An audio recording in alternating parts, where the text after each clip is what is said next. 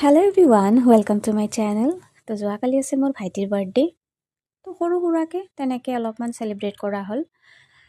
ইয়াৰ cake cutting, 4-5জন ইয়াৰ বন্ধু আৰু ঘৰৰ মানুহখিনি অলপমান ফূৰ্তি কৰিলোঁ। ওচৰত বহি আছে মোৰ ল'ৰাটো, মনে মনে কেক খাই আছে। কেক খাই বৰ ভাল পায়। এক্সাম চলি আছে, গতিকে ইমান এটা ফূৰ্তি আমি কৰিব পৰা নাই।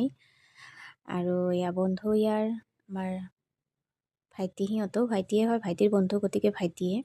মোৰ মা একদম বহি বহি কেক খাই আছে।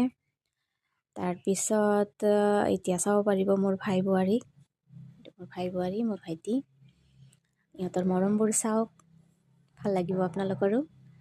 তাৰপিছত হেল্ল' বুলি জনাইছোঁ মই আপোনালোকক। এতিয়া আমাৰ অলপমান মাষ্টি টাইম চলিব, আমি কেক খাম, আমি অলপ কেক লগাম। মোৰ ভণ্টি হয়, এডভকেট হয় তাই। আমি 3 ভাই ভনী।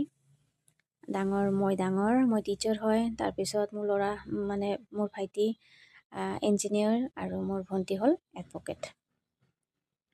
অলপমান মাষ্টি টাইম, অলপ ফূৰ্তি কৰিব লাগে, হাঁহি ফূৰ্তি থাকিব লাগে, নহ'লে জীৱনটো নিৰস হৈ যায়। আমাৰ অলপমান মাষ্টি টাইম চলিল।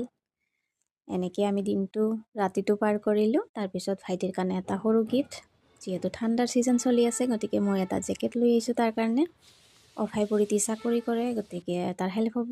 আমাৰ ফটো, আমি 3 ভাই ভনী। আজিলৈ ইমানে, বাই বাই।